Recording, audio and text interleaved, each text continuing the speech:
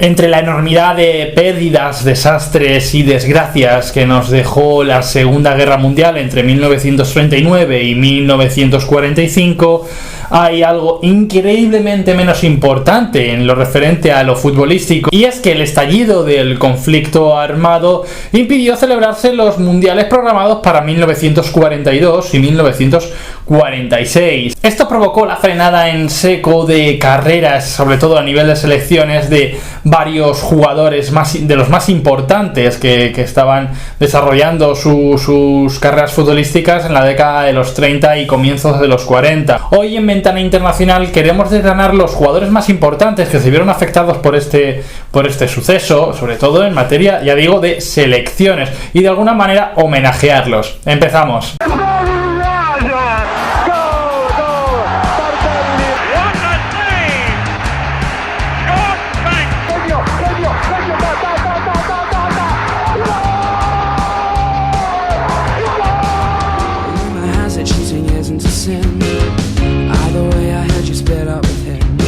La Copa Mundial de Fútbol tuvo, como bien todos sabemos, su primer capítulo en Uruguay, y al que acabó ganando la selección celeste. La segunda edición ya fue utilizada con fines propagandísticos, con claramente los nacionalismos imperantes y creciendo en la Europa central. Sobre todo, en este caso hablamos de la Italia de Mussolini, ya que Italia se adjudicó la celebración del Mundial de 1964, ya decimos, con fines prácticamente al 90% propagandísticos y de enaltecimiento de esa nación en ciernes y del fascismo italiano. Y el Mundial, como no podía ser de otra forma, se los llevó Italia, la Italia de Pozzo. Repitió el conjunto italiano, el conjunto trasalpino, victoria en Francia en 1938 en un Mundial, en el preludio de lo que iba a ser el conflicto más importante hasta la fecha a nivel mundial. La invasión de la Alemania nazi a Polonia en septiembre de 1939 hizo estallar todo por los aires. Y es verdad que el fútbol no se llegó a parar por completo en todos los sitios. Hay sitios en los que sí, pero normalmente no se llegó a parar nunca por completo. Después de las ediciones de 1930, 1934 y 1938, la FIFA tuvo que posponer y cancelar la celebración de la cuarta edición de la Copa del Mundo de 1942, donde la mejor postulada para celebrar dicho torneo era Brasil. Después de la guerra, ya en 1945, es verdad que se pudo celebrar sin conflicto la edición de 1946, pero con Europa en plena reconstrucción se tuvo que trasladar la reanudación del torneo mundial de selecciones a 1949, y como en 1942 la mejor postulada era Brasil, el fútbol de selecciones volvería en Brasil, pero no en 1949, ya que Brasil negoció con la FIFA para acordar y para llegar a los plazos propuestos en construcción de estadios, cosa que aún así tampoco se consiguió. Acordó con la FIFA que en vez de en 1949 fuera en 1950. Ya conocemos todos cómo acabó ese campeonato. Varios jugadores de renombre entre la década de 1930 y 1940, justo cuando comenzaba el fútbol de selecciones a tener su competición fetiche y la competición que marcará y que está marcando en la actualidad el devenir del fútbol de selecciones, como es el Mundial, se vieron afectados por no poder acudir a las citas que les tocaban en 1942 y 1946. Vamos a establecer no una pequeña clasificación, pero sí un listado de los que, bajo mi punto de vista, son los principales jugadores que se vieron afectados por esta no celebración mundialista y lo que nos perdimos. El primero de ellos es František Planicka, el portero checoslovaco que llegó a la final del Mundial de 1934 con su selección y que perdió contra la Italia de Pozzo, pero sí que mantuvo al país trasalpino en una gran tensión, ya que el encuentro se decidió en la prórroga. Además, el checoslovaco fue nombrado como uno de los mejores porteros de todo el siglo XX por la Federación de Historia y Estadística del Fútbol. En el Mundial en el que llegó a la final, el de 1964 que hemos nombrado antes,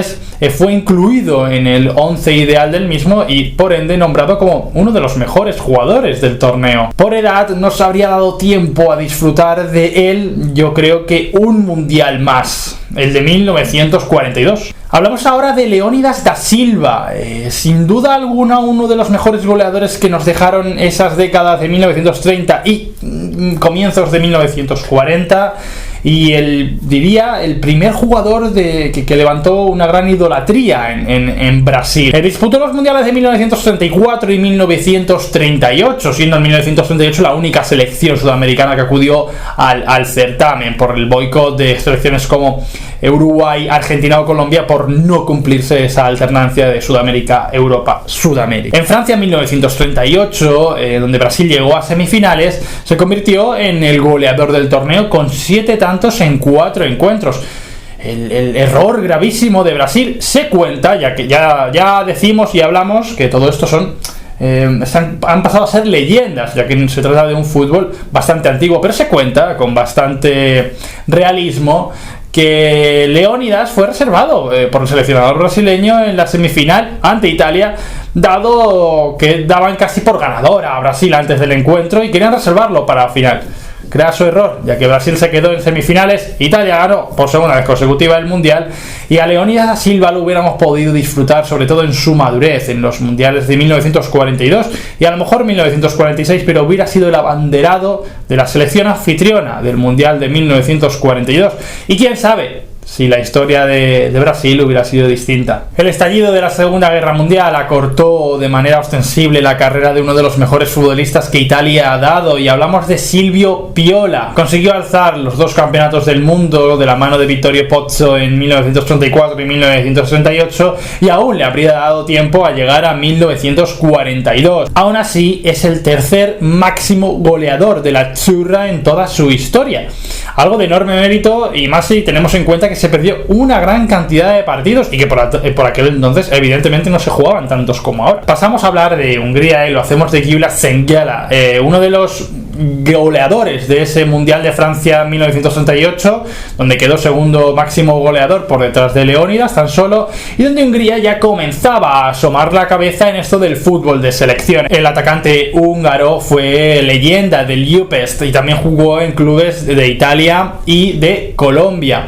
Fue uno de los goleadores de esa Hungría de la década de los 30 y de los 40, con 32 goles en 39 encuentros, y de haberse celebrado los mundiales de 1942 y 1946, a los cuales hubiera llegado en plenas facultades en lo que se refiere a edad, seguramente estaríamos hablando de uno de los jugadores de mayor renombre en la historia húngara, con unas cifras goleadoras mucho mayores, de las cuales ya son muy grandes. Hablamos ahora de Ricardo Zamora, que si bien es verdad ya llegaba bastante longevo a 1934 y 1968, hay que decir que el Mundial de Francia de 1938 no lo pudo disputar, no por el estallido de la Segunda Guerra Mundial, porque aún no había estallado, pero sí por el estallido de la Guerra Civil Española, donde se tuvo que exiliar y donde jugó en Niza algunos años. Es sin duda alguna uno de los mejores porteros en la historia de España, y que compitió con Planitska por ser el mejor portero del mundo en la década de los 30. Y con España solo participó en el Mundial de 1964, donde España fue apeada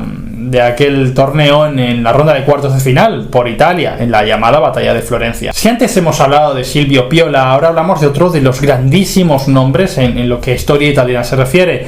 Giuseppe Meazza es el segundo máximo goleador de la Azzurra, un puesto por encima de Silvio Piola, y es que con los 2 mundiales conseguidos en el 34 y el 38, en esta década de los 30 acudimos a una gran amalgama de nombres de jugadores italianos fantásticos. Es verdad que Giuseppe Meazza se pierde gran parte de su carrera por una grave lesión que tuvo, una complicada lesión que le obligó a retrasar su posición más al medio del campo, y ahí es verdad que sus guarísimos goleadores se vieron reducidos.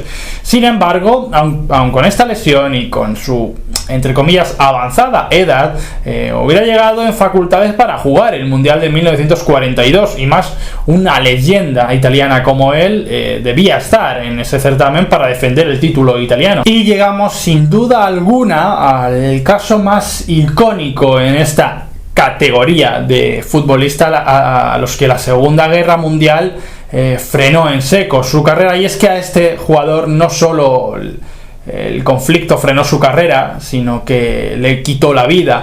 Hablamos de Matthias Sindelar, el futbolista austriaco, miembro del Gran Wunderteam, que asombró al mundo. Sindelar era un futbolista habilidoso a rabiar, de esos en los que se hace bueno el dicho de que merece pagar una entrada solo para verlo en acción sobre el verde.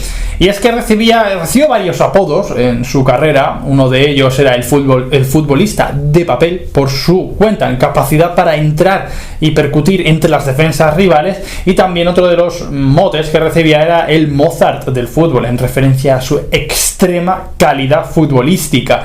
Y hay que tener en cuenta, un futbolista de esta calidad en las condiciones de por aquel entonces, sobre todo en lo que se refiere a campos, balones, lo que se refiere a material, es increíble.